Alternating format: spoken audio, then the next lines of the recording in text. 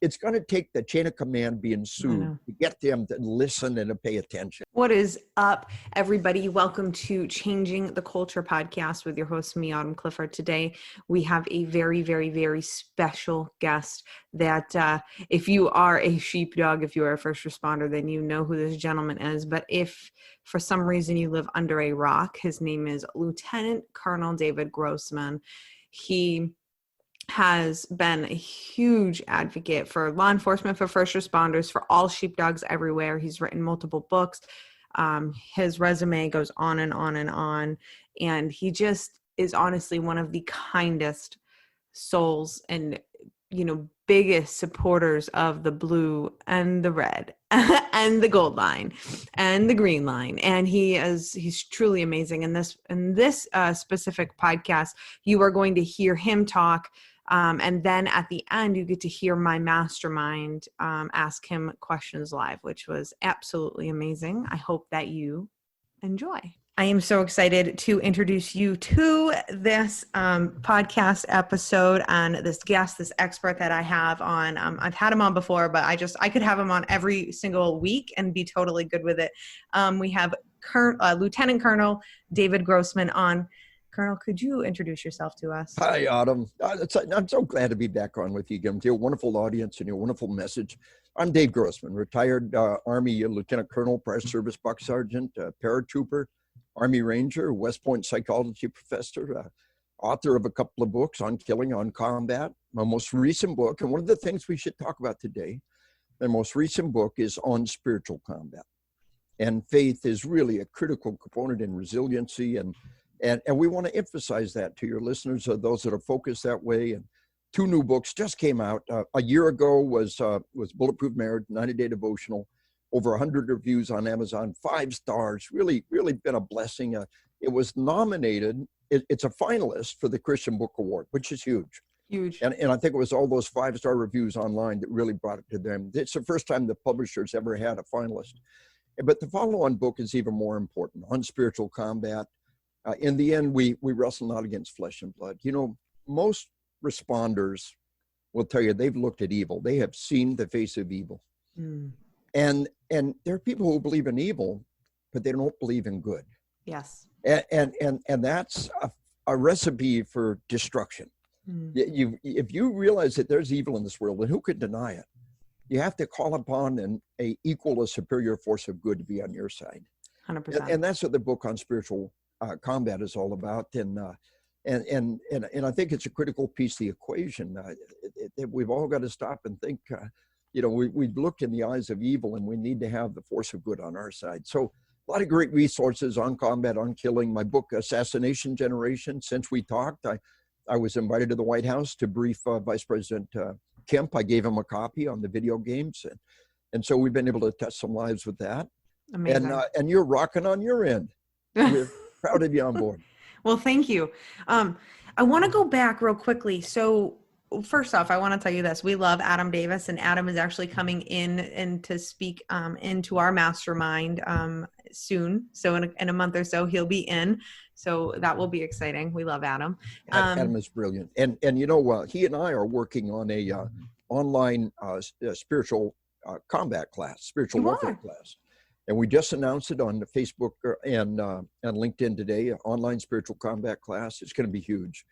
Adam's doing a lot of the material, but it's straight on, we'll be building on spiritual combat, and there'll be a clip from me every lesson, and we'll tag team everybody on it. So Adam's an amazing, a powerhouse of a guy. I'm so glad you like him, and your audiences, if you haven't had a chance to touch base with Adam Davis, you need to listen when he's on this show, ready to go. Yeah, for sure. He's amazing. So and we'll be sure to share that, by the way, we'll be sure to share about your course. So what I want to ask you is, you said, in the beginning, when we, as sheepdogs, we face evil, right? Now, here's my question to you. What do you say to the person who doesn't believe? Now, maybe they're like, it's not that I don't believe in good, right? Maybe they're not a follower of Christ yet, or whatever. What do you say to that person, that sheepdog? On spiritual combat, we really begin with that. If there is a God, he's not hiding under a rock somewhere. You know, and if you need a force of good to call upon, it's the one that's been there across the centuries. You know, if you think that that you and a couple of selected people have suddenly found God, your God's not a very strong God if nobody else even knows about him. My God would have their word in every hotel room in the land and around the world. My God would have temples and the churches in every city and every nation and be heard around the world. His people would have prosperity.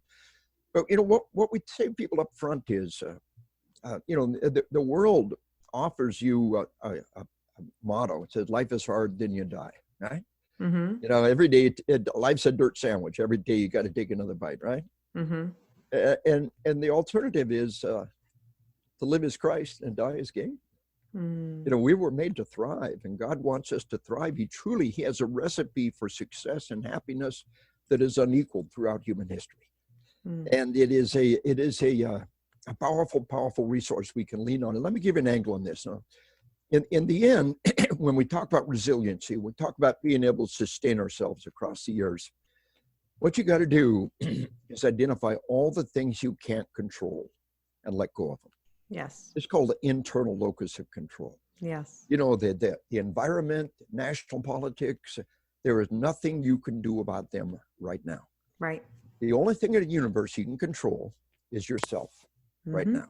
And if we give way to bitterness or cynicism or complacency or denial, that is the one thing in the universe we can control. And you've given the world a victory with your own hand. We will not give them that victory. But here's the key. All of those things that are beyond your control, you got to turn them over to a higher power. And you know, it's Alcoholics Anonymous, AA.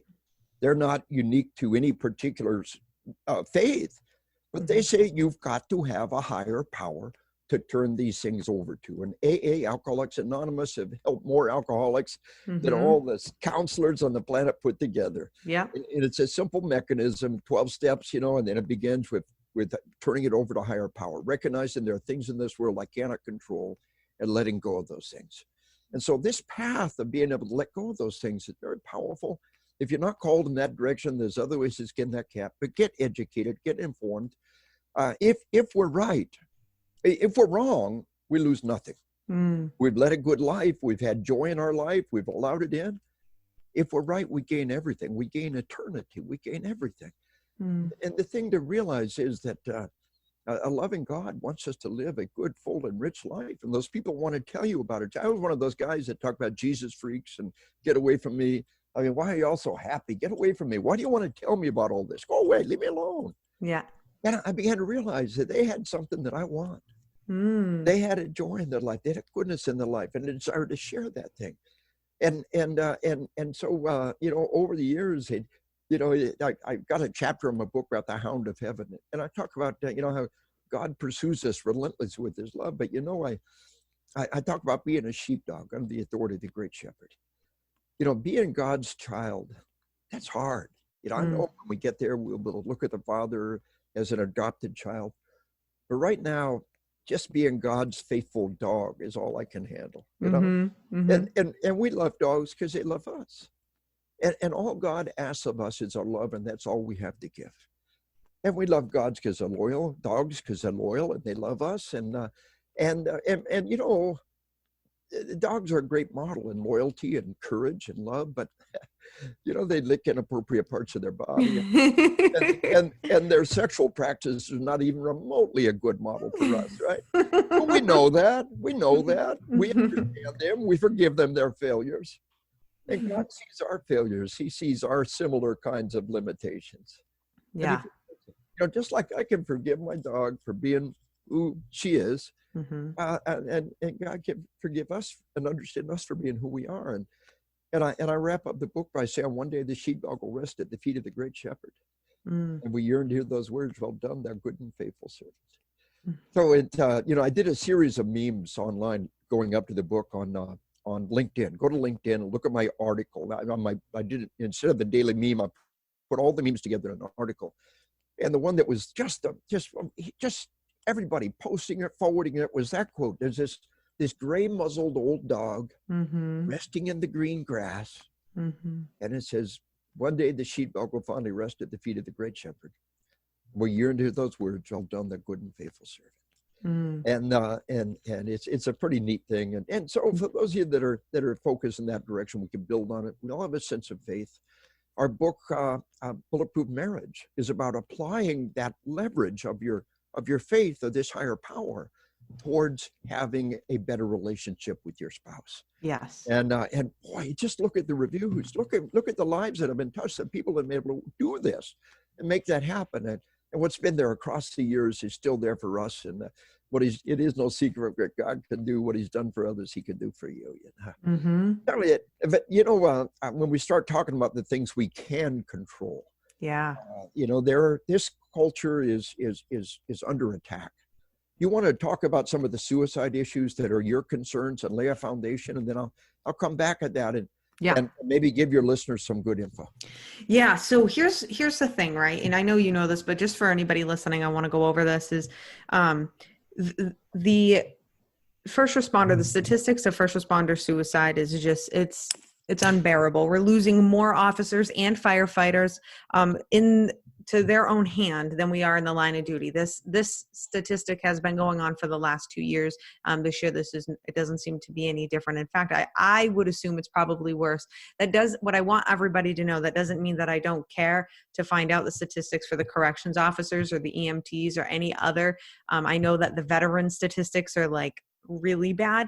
I just honestly, I can't find anything for the correctional officers. I've been looking on anyway. So I just want everybody to know that, but I know that it's bad. Right. And so what I do, I go out there, and with this podcast, I talk a lot of on social media, and I get to talk with people, and people reach out to me. And what I'm finding that, the culture itself, is we haven't changed the culture in a progressive manner as far as to better this. I had an opportunity to go to the International Association Chiefs of Police Conference in October. It was in Chicago. And the number one topic was police suicide. Well, that could be because Chicago PD has it was 5 or 6. Last year, they lost 8 officers, and I know at least 2 or 3 of them took their own lives in their patrol cars.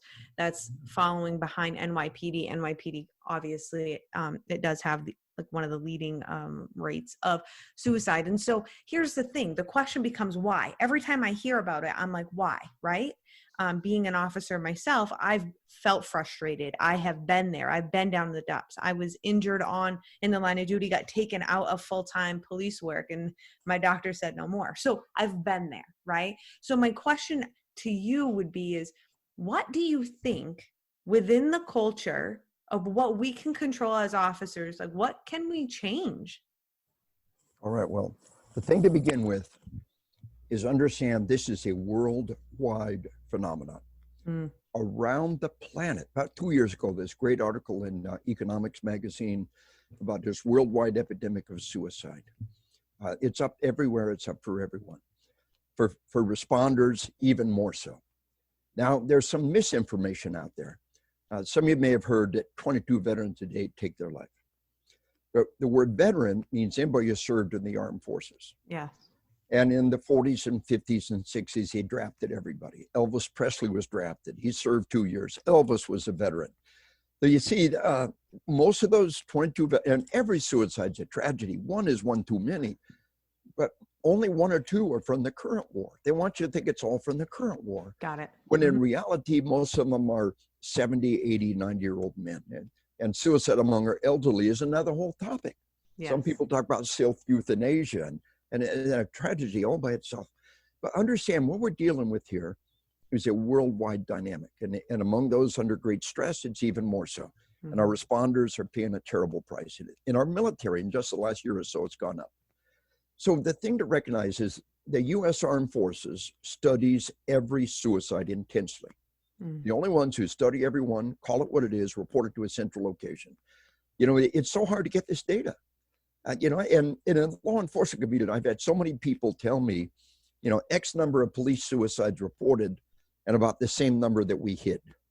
They hide them.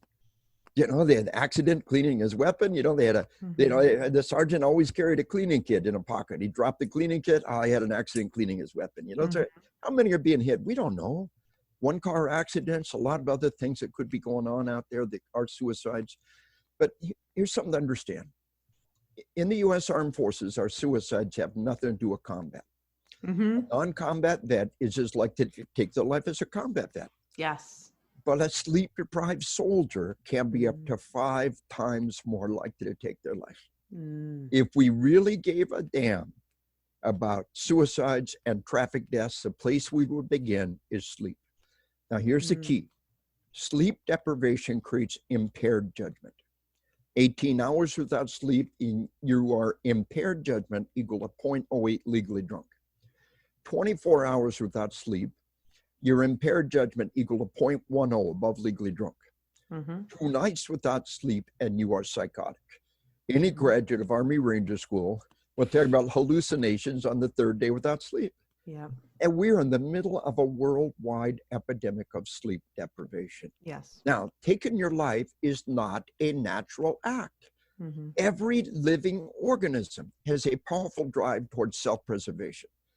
To take your life, to jump off that cliff, to put that bullet in your head, it's almost impossible to comprehend. You have to have profoundly impaired judgment.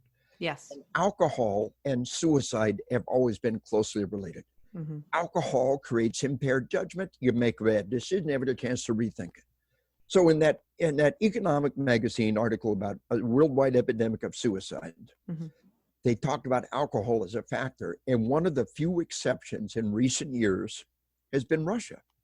Now, when the Soviets were running Russia, they had a horrendous suicide rate. So they led the world in bringing suicide down by strictly limiting and rationing alcohol.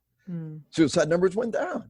Well, the Soviet Union collapsed, free enterprise, alcohol for everybody, and Russia had a horrendous suicide rate. So the only ones in the whole world who were bucking the trend during that time frame, when this came out 2 years ago, was Russia. How'd they do it?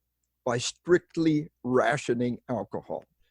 So you've got to understand that alcohol and suicide are closely related. It creates impaired judgment. The most pervasive form of impaired judgment is sleep deprivation.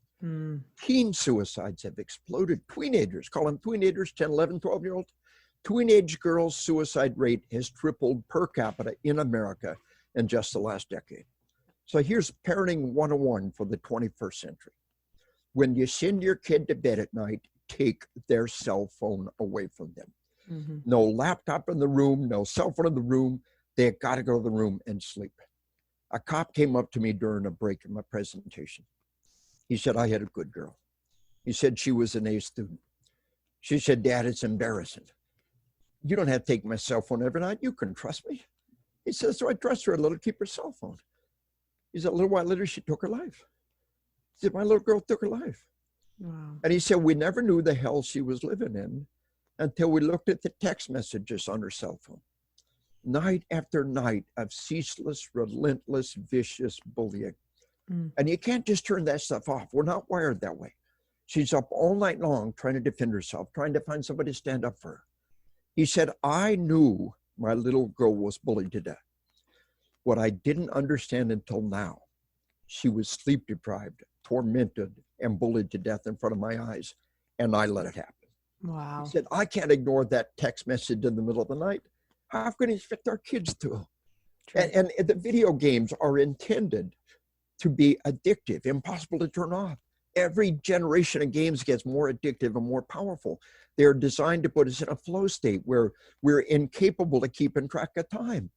Suddenly, we've all been there. Anybody who's ever played games, suddenly it's 3 o'clock in the morning, got no idea where the last 6 hours went.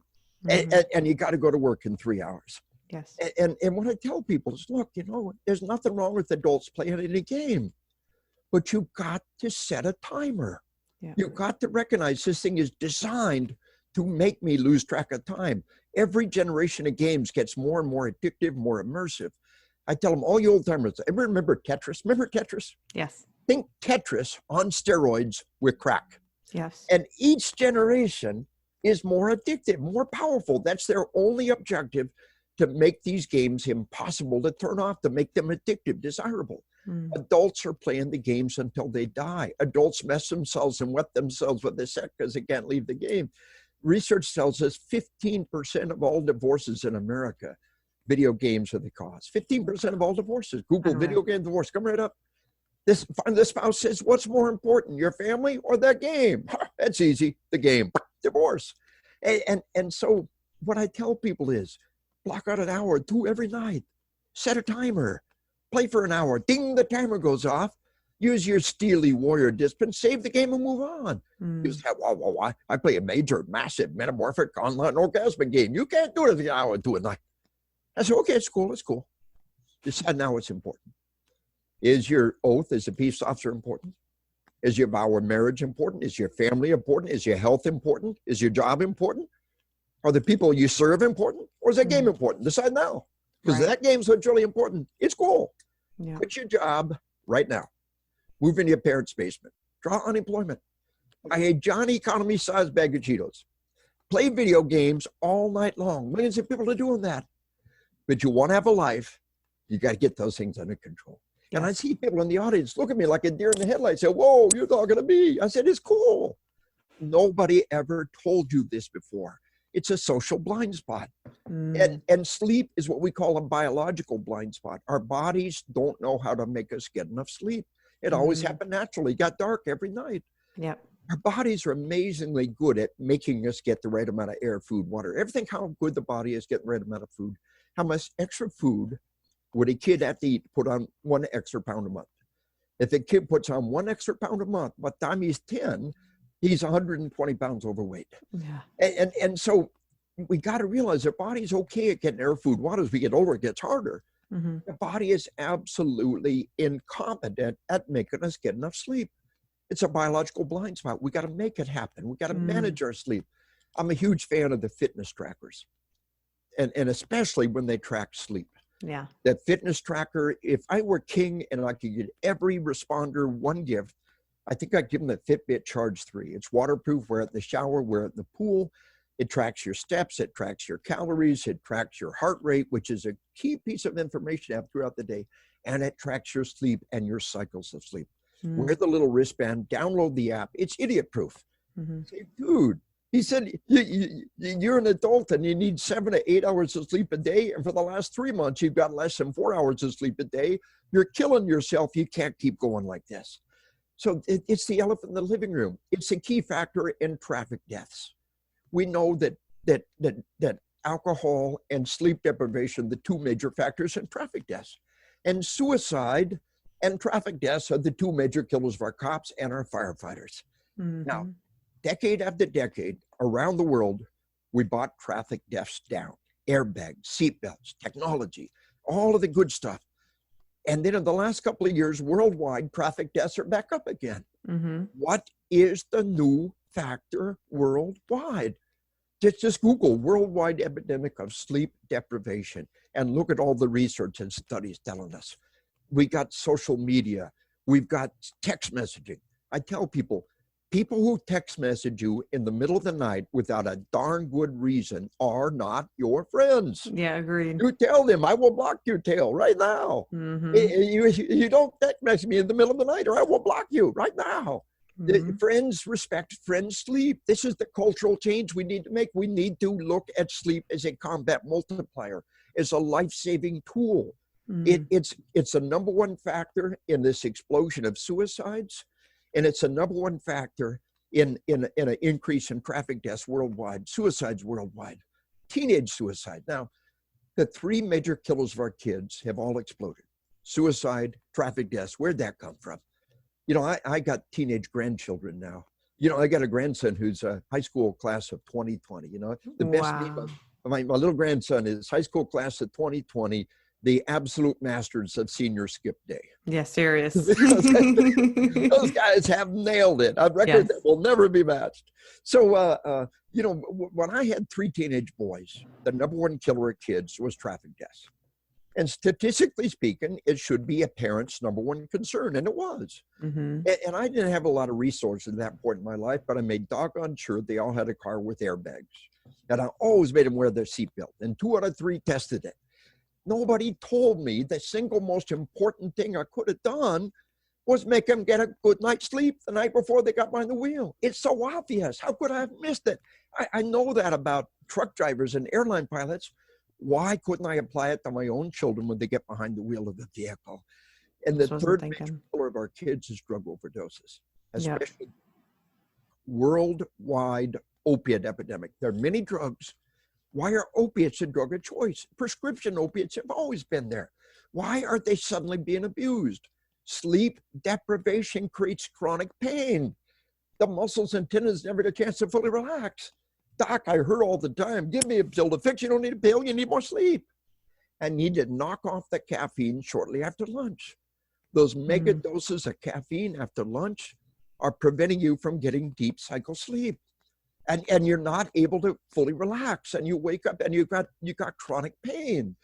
So we've got this caffeine epidemic, this horrendous levels of caffeine abuse. We've got a worldwide epidemic of sleep deprivation, and then we wonder where the opiate epidemic came from. The three major killers worldwide have exploded. Yes. Drug overdoses, especially opiates, suicides, and traffic deaths. And if we gave one hoot in hell about our responders, if we gave one damn about our kids, the first place we would be looking is their sleep and their quality of sleep. And so real quickly, let me recap two things on shifts. Number one, in law enforcement, the 12-hour shifts are a disaster. California Highway Patrol, 10,000 people moved at 12, they dropped it a year later like a hot rock. At the end of a 12-hour shift, people are exhausted.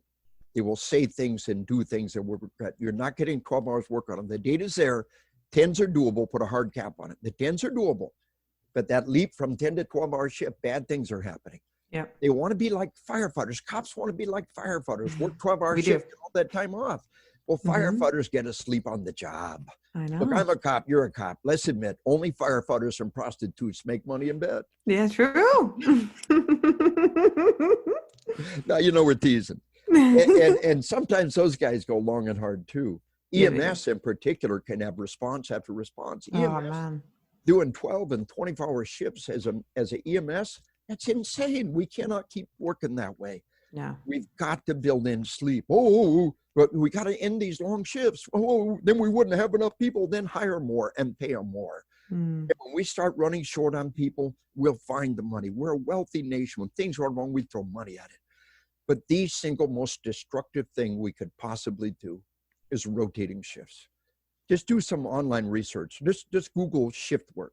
And in the medical community, shift work almost always implies rotating shifts. Rotating shifts takes years off people's lives, and it destroys families. Families can handle day shift. Family can handle night shift. They cannot handle rotating shifts. The data's there. I tell people, you're rotating shifts. Start saving money now. You're going to be sued. You're going to be successfully sued. You're taking years off their life. You're destroying their family, and you're absolutely destroying their performance. Every time we rotate shifts, we're giving everybody jet lag. It takes up the full year to fully adapt the night shift. We need as much stability as humanly possible. The old timers knew what they were doing. Bid for your shift based on seniority. You want to stay at nights? So let them, good for you. Stay at nights, hunt the wolf. It took a whole year to fully adapt your body to night shift. You got the seniority. You want to move to day shift? You've earned it. You got this seniority. It's only a fair system. You move to day shift. What happens when new guys come on board and say, I don't want to wait to get seniority, be on day shift. This is no fair. Let's rotate shifts. Well, suck it up, buttercup. Right. Because rotating shifts means everybody loses. Yeah. We can't keep doing that. It gives everybody jet lag. It puts everybody behind the performance curve. Somebody is going to do something stupid. Yes. Rotated shifts. They're going to rotate shifts. They'll be in the middle of jet lag. They're going to do something stupid, and they will sue the chain of command. You know, it's going to take the chain of command being sued to get them to listen and to pay attention. I know. They say they care about suicides. They say they care about traffic deaths, and then they continue to pursue the most stupid policy imaginable. Agreed. But remember, let go of the things you can't control. Let go of them. Right now, you can't do anything about your shifts. Your union can, your police association can. You can start networking and working to get this changed. But let's identify the things that you can control starting tonight. These are the things you can do to get quality sleep. And Sleep 101 begins with Nap 101. Nap's our friend. but shoot for 30 minutes as a minimum nap. Anything less than 30 minutes is pretty much a waste of time. Driving the road, your head is bobbing. Take the little micro naps. We've all been there, right? Your head's bobbing. Yes. Take the little micro naps. We've all been there. I've been there. Pull over, take a 10-minute nap. The alarm goes off, kind of a startle response. But as far as sleep deprivation goes, that 10-minute nap was a total waste of time. Put your head down for 30 minutes. The alarm goes off. You're bleary and you're groggy. You don't want to get up. You know why? Because you're asleep.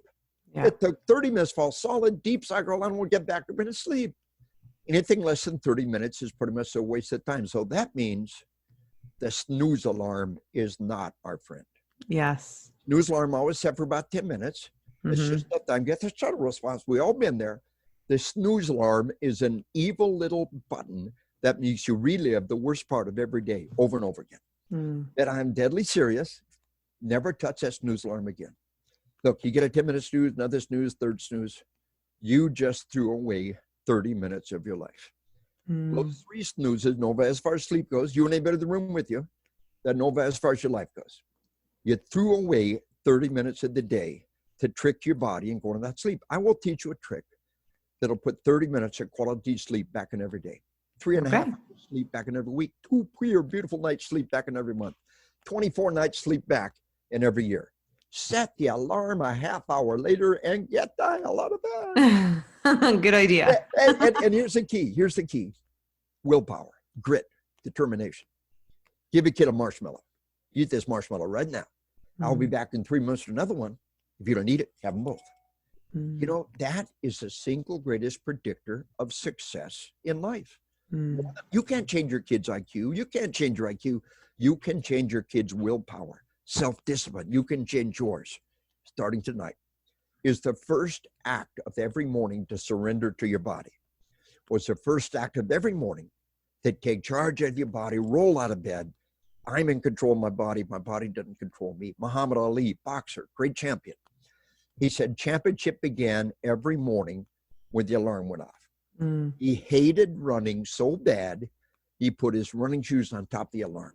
When he hit the alarm, he grabbed his running shoes. That is champion willpower. Yes. And it begins when that alarm goes off. And I'm deadly serious. Set your cell phone for 10 alarms. 6 o'clock, 6 o'clock, 6 o'clock, 6 o'clock. And by the time you turn all those alarms off, you're up. That's a good idea. And the you that goes to bed at night has got to make you get out in the morning, get out of bed. All right, naps are a friend, nothing less than about 30 minutes. Cell phone, the snooze alarm is evil. Never touch it again. And by the way, do some research on that. The research tells us it's like you're trying to train your body to take 10-minute naps and it can't do it. You have physical, psychological harm to your body with a snooze alarm. All right, now, maybe the most important sleep hack of all, sleep in a truly dark room. And I mean, if you can tell us daytime outside, that's way too much light. Make the room as dark as you can. The docs say just the glowing dial of a clock is too much. And wear a sleep mask. I'm a huge fan of the sleep mask. I did a little piece on my Facebook page a while back on the 2 sleep masks that I like the best and why I like them and how they apply. But wear a sleep mask. In the armed forces, we're passing these sleep masks out to everybody by the fistful. Really? You sleep in a truly dark room and train your children to sleep in the dark. Babies are sloshing with melatonin. Babies can sleep anywhere. As we get older and older, the body produces less and less melatonin. By the time we become teenagers, it is very important that we're sleeping in a totally dark room. Remember, sleep deprivation is killing our children. Suicides, traffic deaths, and drug overdoses. But it's not just sleep, it's bad quality sleep. Teach them to sleep in a truly dark room. Teach them to use that sleep mask like mommy and daddy do, yeah?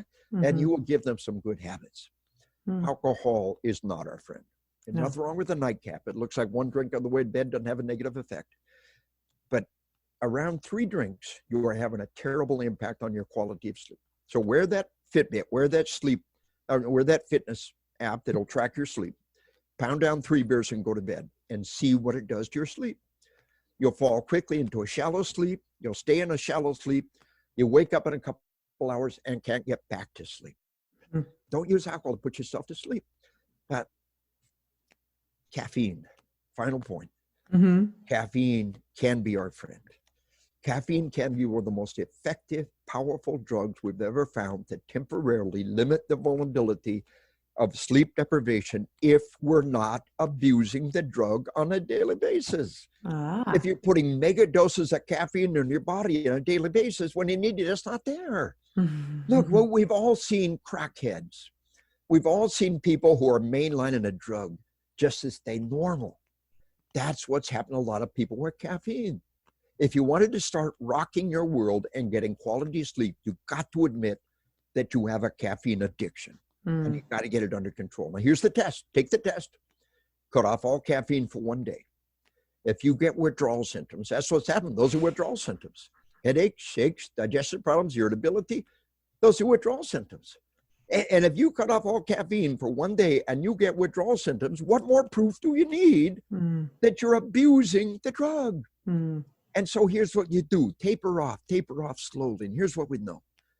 Coffee and tea appear to be very, very good for us. Coffee drinkers across the board are living several years longer than non-coffee drinkers. Some of y'all saying, I must be immortal then. Yeah. Now, I think one of the reasons coffee might be so good for us is that the other stuff is so bad for us. Those sugary drinks are a carcinogen. They're eating us alive. They destroy our hearts. Those sugary drinks, the sodas, the sugar drinks, think of them like a candy bar. One soda a day, one candy bar, not going to kill us. Right. If your only form of hydration is sodas, your only form of hydration is candy bars. If your only form of nutrition is candy bars, you got a problem. Yeah. And the diet sodas appear to be even worse. There's nothing wrong with diet soda day. If your blood type is Diet Coke, if that's your only form of hydration, you got a problem. So stick with coffee and tea. And here's what we know. About 4 normal size cups of coffee a day, it appear to be good for us. Must be on 4 and it starts getting bad. Have a cup or 2 of coffee and tea at breakfast, cup or 2 at lunch, then switch to decaf and have all you want. And then when you need it, it'll be there for you. You work on an extended shift, you double shift, you're changing shifts, caffeine will be there for us if used responsibly. And here's what we know. The energy drinks are condensed poison. Yeah, I agree. Yeah. Totally. We are just about to hit 20 years of war. And for the first 15 years of war, we passed out energy drinks to our troops like water. They gave them to us by the pallet, and we gave them the troops by the 6-pack. Wow. Aren't we nice guys? And then we did 2 major Department of Defense-wide studies on the energy drinks. Today, for all practical purpose, there is a complete ban on issuing energy drinks in the U.S. Armed Forces. Wow. They're like cigarettes. They're bad for you. You're an adult. You want to buy your own. Not going to stop you. We'll never buy them for you. In a tactical environment, the one take the most energy drinks were the ones most likely to nod off on the job. Wow. In an academic environment, the one take the most energy drinks were the ones with the worst jobs. They are exactly the opposite of what you think they are. They're making you less alert. They're making you less able. Here's what they do. They give you a 1-hour burst of physical ability. Before a PT test, before an athletic event, 1 energy drink is not a bad idea. The second one feels good for 10 minutes and you crash. Third one feels good for 5 minutes, you crash. All you're doing is putting mega doses of caffeine in your body and some stuff that makes you metabolize it quickly. Again, it'll give you 1-hour burst of physical ability.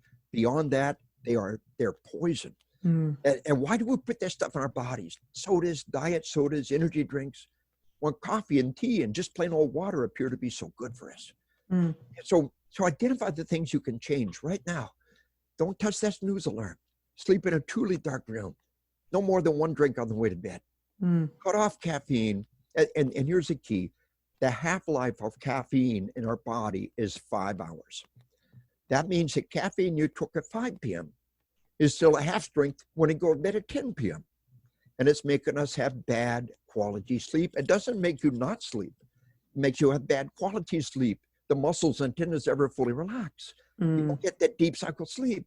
And one thing we're learning, I'm a huge science geek. My favorite website is sciencedaily.com. Check it every day through most categories.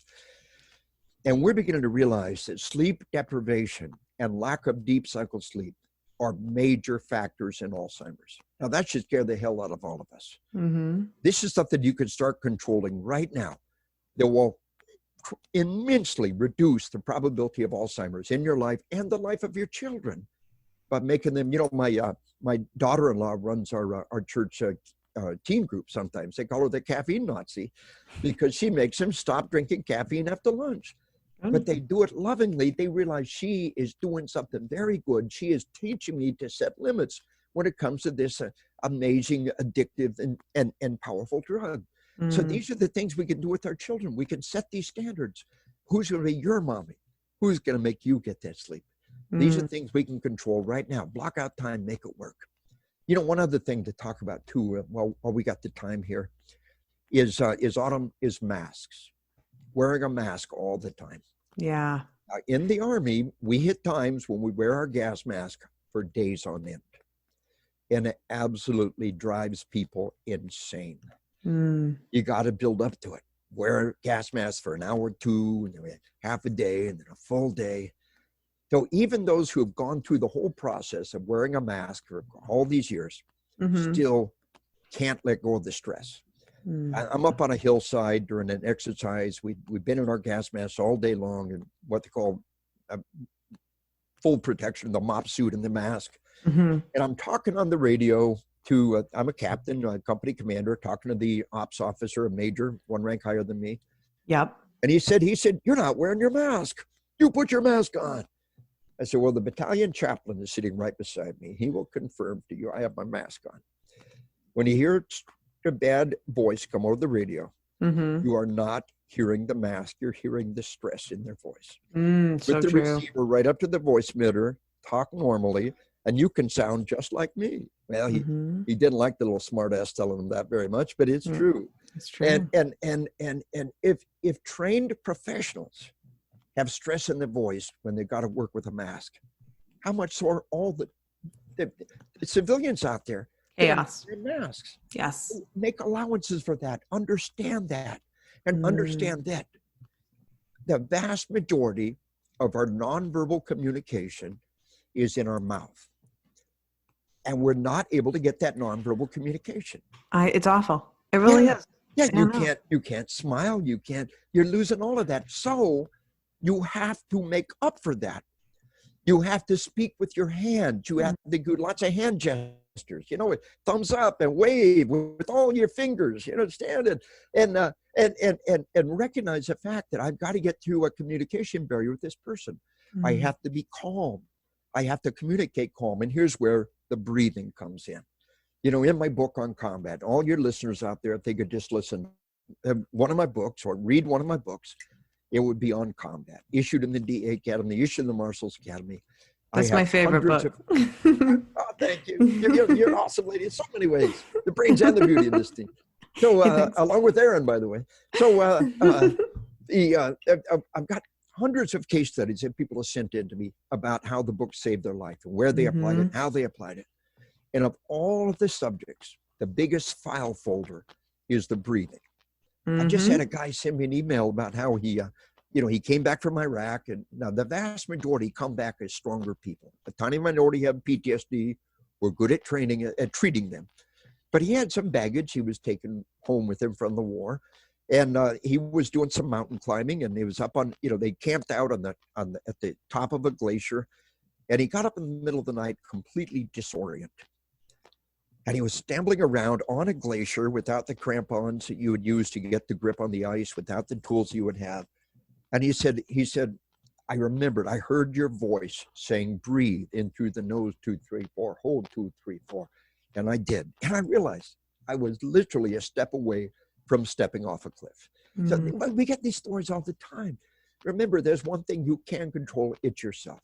Yeah. And right now, take a deep breath in through the nose. Breathe in, breathe in, breathe in, hold it, hold it, hold it, hold it, let it out, let it out, let it out, let it out, hold it, hold it, hold it, hold it. What'd you just do? You just took a deep breath. You took a deep breath. Anytime you want to. You do that anytime. Stop and take that breath in through the nose. And test anxiety, when you try to take a test in condition red, you want to be in condition yellow. Yes. You want to be in a calm state. And so teaching kids, the little kids, the breathing exercise is really important. And how they teach it to kids. It's a great tool. You get the kids like 3 years old. I did it with my grandkids. You know, grandkids are awesome. You know, you spoil them, you ruin them, and then send them home with to their parents as a payback for what they did to you. You know, grandkids are God's reward for not strangling your teenagers. You know? So yeah, that's true. So I did it with my grandkids, right? And here's what you do. You have the doc does it in the office as a plastic scented flower. I just went out, plucked a flower, and the doc lights a candle. And the doc models the behavior to the kid. I'm talking 3 years old. They get it. Smelling the flower. Enjoy it. Go out So the candle. true. Watch the smoke. Now you do it. That fast. So true. Got a 3-year-old breathing on command. And I mean, it is like one of the greatest life skills you can give a kid at a young age. So a cop told me, he said, I had a 4-year-old daughter who was getting worked up, holding her breath, freaking us out, took her to the doc. Doc taught her how to breathe, just like that, smelling the flower, enjoy it, blow out the candle, watch the smoke, now you do it. He said, so I'm driving in traffic one day. My little 4-year-old girl's in the back seat in the kid seat, having a bad day. Somebody cuts me off in traffic. I'm leaning out the window, screaming at this guy, waving my fist from the back seat, and my daughter say, breathe, Daddy, breathe. He said, you know what? It worked. It worked. Sometimes we all need that little reminder, that hand on the shoulder says, breathe. So these are crazy times. Our responders are rising to the challenge. We're working incredible shifts. We have got to get this sleep under control. It's destroying us. Yeah.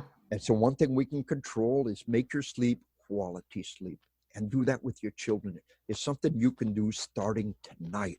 Yeah. And if you are any kind of a supervisor for responders, and you really gave a damn, if you gave one hoot in hell about the lives you were responsible for, if you care about suicide, if you care about traffic deaths, if you care about drug overdoses, you know, doggone well, the place began as sleep management. If I were king, to pass one law, I would mandate sleep for all responders. Oh, then we wouldn't have enough. Well, good. Hire more, pay them more. Seriously. Oh, we're a wealthy nation. When things go wrong, we throw money at it.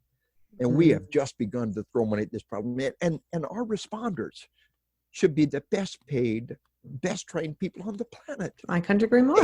They are the ones who hold our lives in their hands every day.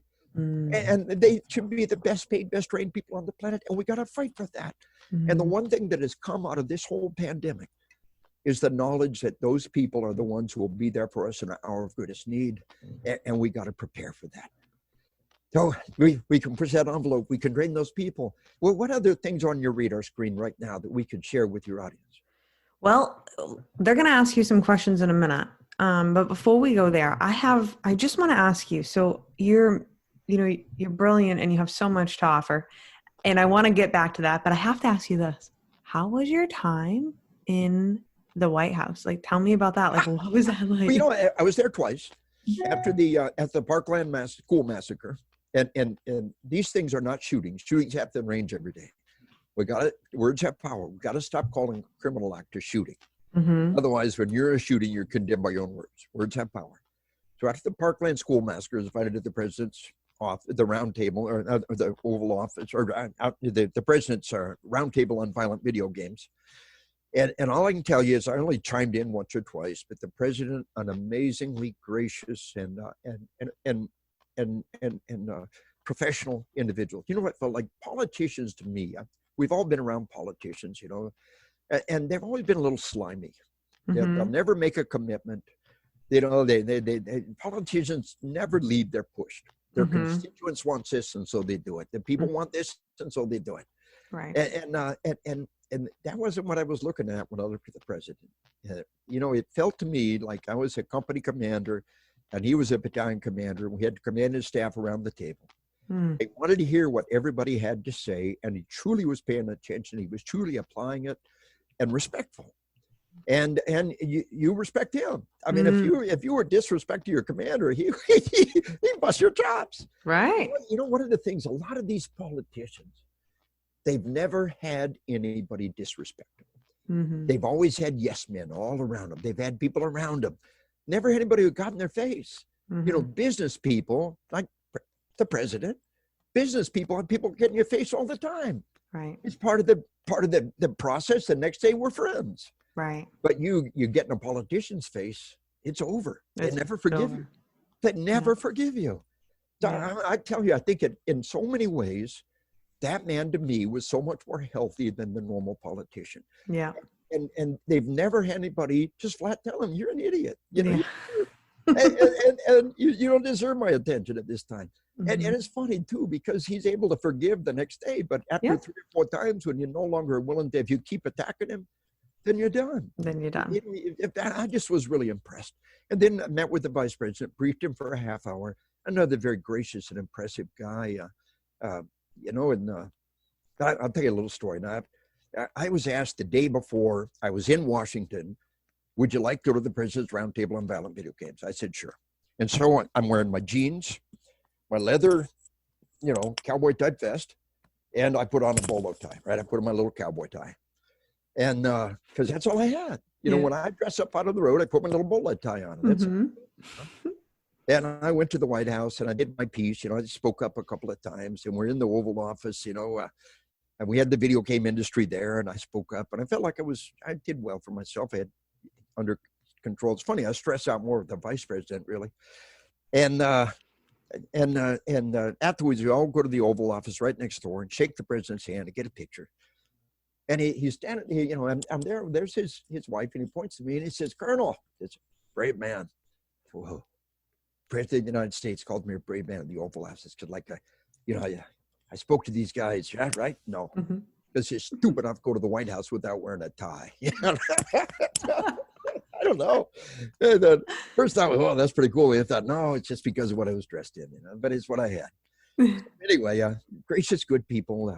I think in many ways, just from an old soldier standpoint, I'm a cop, you're a cop, you know, cops know about the people around them. Yes.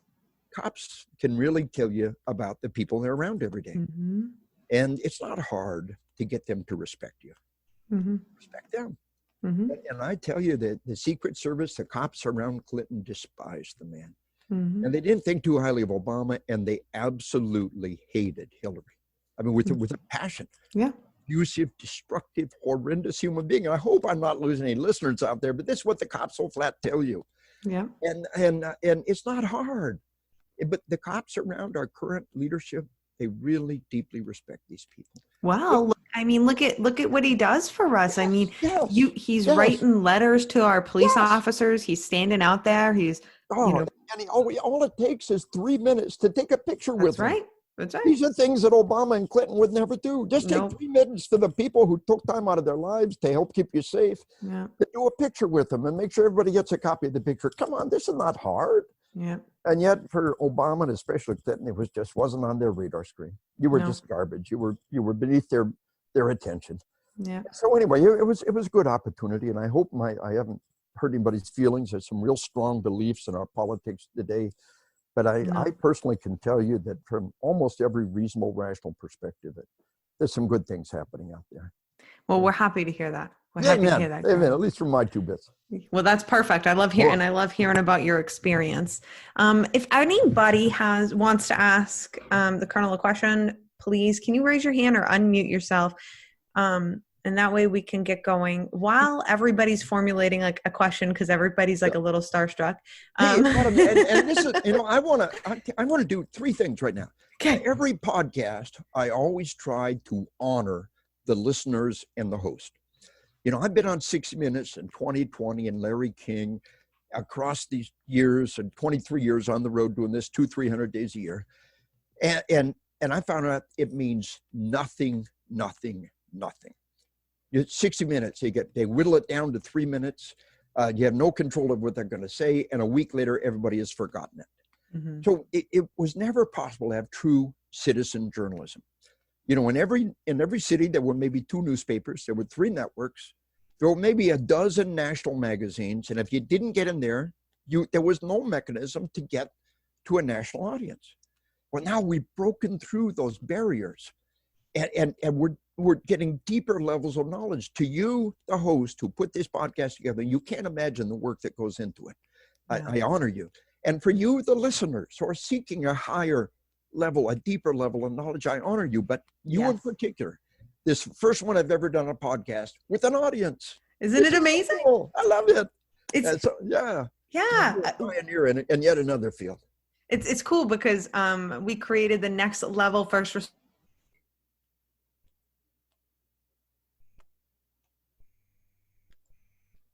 I think reminded with Lar.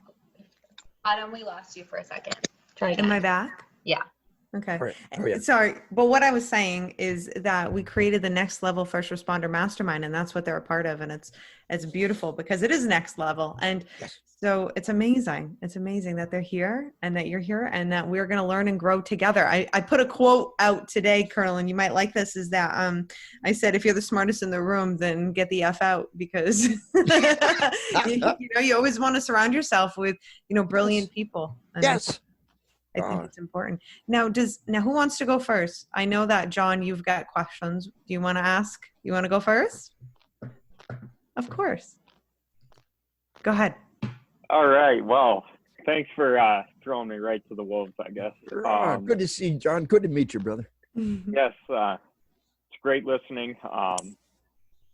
Let's see. My first one will be kind of a two-part question. Sure. What's your greatest achievement and failure, and what did you learn from each of those? My greatest achievement, I think, has been the guy who can see things clearly. I talk about violence around the planet, and in the first 15 minutes of my class, I absolutely blow people's minds. I show them the homicide rate, but I tell them something terribly important, that the murder rate is being held down by medical technology. When I tell them, it's like, why don't we know this? The murder rate's being held down by medical technology. And right around the year 2000, a UMass Harvard study said, if we had 1970s level medical technology, the murder rate would be 3 to 4 times what it is. So this is a good data point, right? And one medical expert says he believes in the last decade alone, tourniquets have cut the murder rate in half. Today, every cop carries a tourniquet. EMS, I carry one. Civilians carry it. Cop slaps on a tourniquet, saves a life, he's prevented a murder. If just 20 to 30 cops a day slap on a tourniquet and prevent a murder, we cut the murder rate in half. And in these stunningly violent times, that's not a hard thing to imagine happening out there. So recognize the fact that I told the vice president, I said, when we talk about the money, we talk about inflation adjusted dollars. We all understand we compare money over any period of time, we're lying if we don't allow for inflation. When we talk about the murder rate over any time, we're lying if we don't allow for medical technology. So do you understand that? Which is boom, that fast. I've been the guest presenter in over 100 universities and colleges. I'm like the criminal justice presenter and CJ presenter.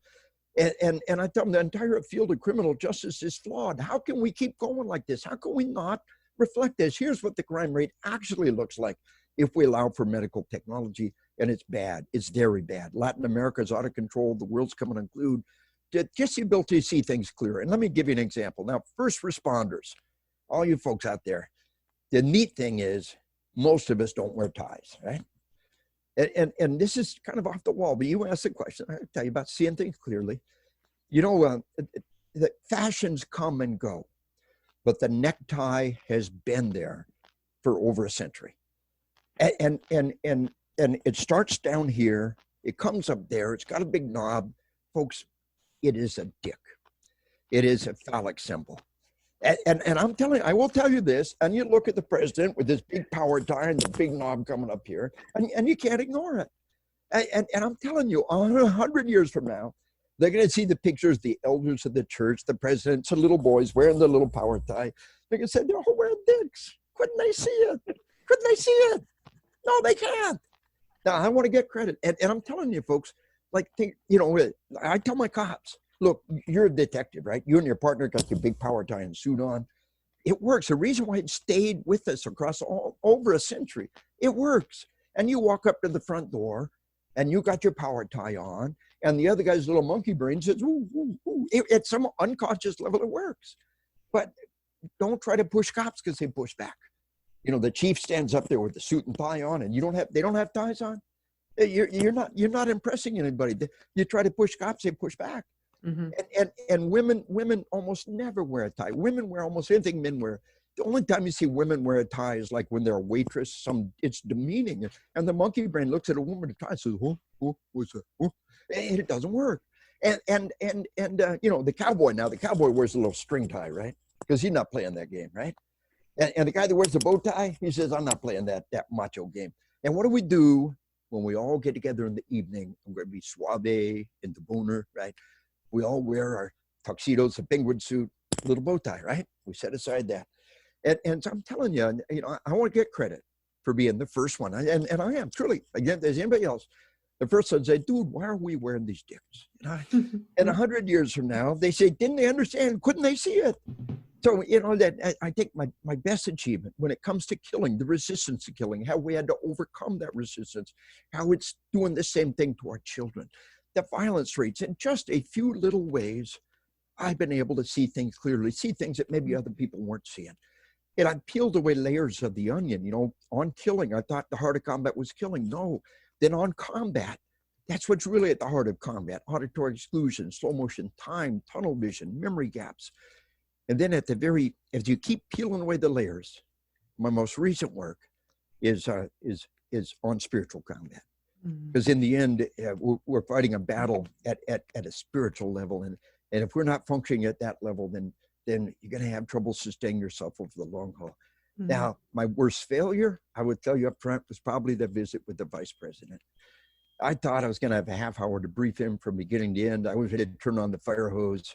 And I should have just kept it focused on what he wanted, was what was on spiritual or on my book, Assassination Generation. And it should have stayed focused on the subject. And, maybe someday I'll get another chance. I learn my lesson. Guys like that, they don't want you to give a half-hour presentation. They're all over it right from the beginning. They things start coming unglued, and it turned out okay. But it didn't do as well as I would have liked to have. And the lesson learned, when people at that level stay absolutely focused on what they want, get that out of the way, and then maybe we'll diverge from there. Here I am. I've done, 200-300 days a year for 23 years straight. I've been on the road presenting. I thought I had it down to a science. Then I realized that when you're at that level, the dynamics completely change. So lesson learned, and next time I'll be better prepared to do that kind of thing. What a beautiful lesson, though. Can I just highlight this? I want to just highlight this for everybody, because I want everybody to understand what a beautiful thing this is. And that was a great question, John, and I want to thank you for that, because we just talked to our expert, right? And he obviously has gone a lot of places, done a lot of things.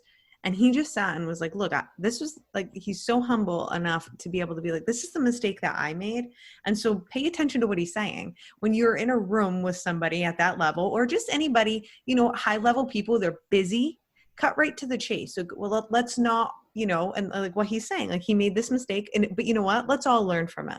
And yeah, well, and thank you for sharing that, because I'm going to tell you, there's a lot of people. He's still a very gracious guy. He gave me a picture signed by him, but in a way, I kind of didn't earn it, and I could see early on that kind of, this guy's going off in different directions. And so, yeah, you're right. And just recognize the fact that you may be a law enforcement trainer, but actually presenting to people at high levels is a different skill. Mm-hmm. And that's about being focused and using your time effectively, specifically in what they're asking for. And like when I do my presentations, I blow people's minds away. I thought, I'll be able to do this in this case. And it didn't work out quite like I hoped it would. I love it. What else you got, John? Do you have anything else for him? I have other questions, but I don't want to hog all the time. Okay. Well, we'll if anybody else I know, Katie, are you able to talk to him right now? No? Okay. She wants to talk to you in a minute, but she's on patrol. Katie, you're awesome. In the front lines of freedom. God bless you.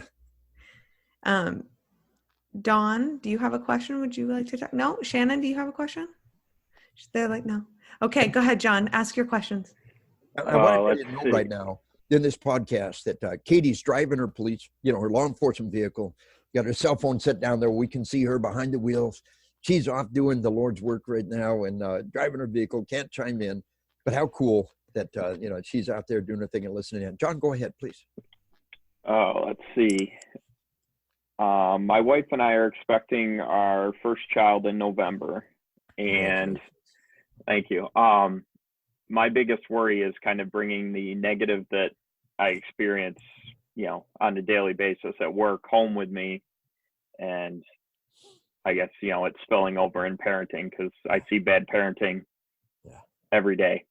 Yeah. Well, so what advice would you give first to me? off, my book, a kid's book called Sheepdogs, Meet America's Heroes.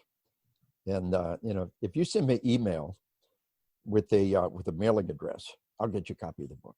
Just a little kid's book. And, about 5, they really begin to get up. My co-author, Stephanie Rogish, she contacted me. She's an elementary teacher. Said, you should write a kid's book about the whole sheepdog thing. I said, well, let's do it together. And she did a great job. She just took the lead, and it's a neat book about being the sheepdog. We'll wrap up, maybe just my final comments. It wraps up by, sometimes the greatest love is not to sacrifice your life, but to live a life of sacrifice. Second, I tell you this. I got 3 boys, and I got grandkids, and by the grace of God, they turned out okay. Most of the credit goes to my wife, because I look back on all the mistakes I made, all the things I did. Just understand that they're really amazingly resilient. And what you look at is mistakes and things you regret, in the end, they're pretty minimal. The one thing I did right with the kids, and it's sometimes called the last 30-minute rule. In general, whatever you do in the last 30 minutes before you go to bed is what you're going to dream about. And what you dream about, what you process into long-term memory. We've all staggered right off a shift and gone to sleep and dreamed that we're at work, right? We've all been there, or you're a dishwasher, and you're doing your thing all day long. I remember as a kid, and I staggered home and went to sleep, and all I could dream about was washing dishes. So, the kid may have had a really bad day, but what you do in those last 30 minutes can be really important. And you should read to them. You should read to them. You should read a lot. And I mean, we read chapter books, what we call chapter books, right? Like the Narnia series by C.S. Lewis. We read, all but one of the books, a chapter a night to my 3 boys, night after night. And I tell you, there's a book called the Read Aloud book, and it has a poem about how blessed I was to have a parent who read to me, and just capture those last 30 minutes before they go to bed. I'd be working 12, 16-hour shifts in the military. That's the normal work day. You're lucky if you got the weekend off, just the way it worked. And I'd stagger in the house just a half hour before they were going to bed. But we always had time to get that few minutes reading to them. And you snuggle in close and you read to them, and you're reading, good stuff. And I like poetry. I'd read poetry. I'd read other things to them when they were little. And just the sound of your voice, the closeness, what you had, and tuck them into bed. It's one of the greatest gifts you get of those kids. Realize that they're incredibly resilient. We're all human. Give yourself permission to make mistakes. But also, given all of the bad parenting that you see, you're going to be so much better equipped to be a good parent. Have faith in yourself. You are so much better prepared. Your daily job demands self-discipline and structure. And if you just take a little bit of that discipline and structure and bring it home, and that same sense of self-discipline, home is not the place where we let go of our anger. Home is a place where we've got to be even better, and that's not easy. But our book, Bulletproof Marriage, 90-Day Devotional, is really a good way to take, again, faith and leverage it to be a better person within your relationship with your spouse. And it's a lifelong process. The beautiful thing, I'm 63, and I pray that I can keep doing what I do for another 20 years. But the neat thing is be able to look at yourself and say, I'm a little bit better person this year than I was last year. A lot of that's daily prayers, things I identify where I've got weaknesses and I need help, and step by step, day by day, we can become better people. And that's why we're so much better grandparents than we were parents. We really are better people, and we could so much to give to them at that point in your life. So hang in there, have faith. People say, I just don't want to bring a child into this crazy world. If everybody said that, then the only ones that have children would be the crazy people. Then we'd be in a real bind. So have faith in our future, have faith in our nation, have faith in our way of life, and raise those kids to the best of your ability, and have faith that the vast majority turn out just fine. When people talk about, we're all killers, people take up some terrible crime and say, see, we're all killers. I did, no. That's an outlier. You explain to me the 99.9% of our citizens go a lifetime, never kill anybody or even seriously attempt to. Explain that. Divorce, infidelity, layoff, traffic accidents, in a lifetime of provocation, less than 1 in 1,000 citizens will even seriously attempt to take a human life. Explain that. Inside most healthy members of our species, there's some pretty hardwired resistance against killing our own kind. And don't focus on the negatives. As cops, all we see are the bad parts. Focus on the good parts out there. Realize that vast majority who didn't need a cop there. And one of the questions I always ask cops, I ride with them, they pick me up at the airport, or they take me back to the airport. Well, why'd you decide to be a cop? And very often it comes back to a movie or a TV show or a relative that was a cop or a friend that was a cop. Yeah. But one guy said, young cop, he said, in the old, law enforcement economy, he said, my family was on the supply side. My family were the ones that law enforcement were coming to take care of on a daily basis. And when I was a kid, a lot of bad things happened. He said, when a cop showed up, things got better. Mm. And I always decided that's what I want to be. My friend, my friend Adam Davis will bring you to tears talking about somewhere in America, there's a little toddler bruised and beaten and lived his whole life in fear and despair, hiding in a closet somewhere, praying that some angel will come for him. And that angel will be wearing a cop's uniform. Yep. Be there for them, their hour moment of the greatest truth. Mm. And you got to believe in who you are. You got to believe in what you do.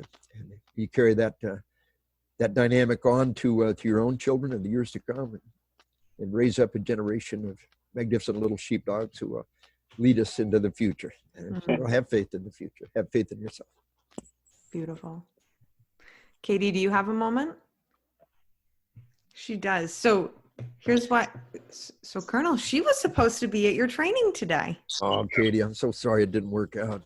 Yeah, I was really disappointed, but then obviously God provided a way. So amen. Ain't that cool? Yeah. Things do work out. But unfortunately I had to be at work because I worked third shift last night, and then I had come in for second, which is an every week thing. Yeah. So it's kind of ironic with the sleep deprivation thing, speaking to the person caffeinated and sleep deprived right now. Hang in there. Yeah. But I talked to my lieutenant, and he said as long as I'm available for calls, I can be on this call. So God bless you. They're pretty cool about it. It is. Yeah. Thanks for thanks for what you're doing out there in uniform, putting your life on the line for us every day. Front lines of freedom. On behalf of all the military guys who go over there and leave their family over here, we give you our thanks for watching our six and covering their back in these times.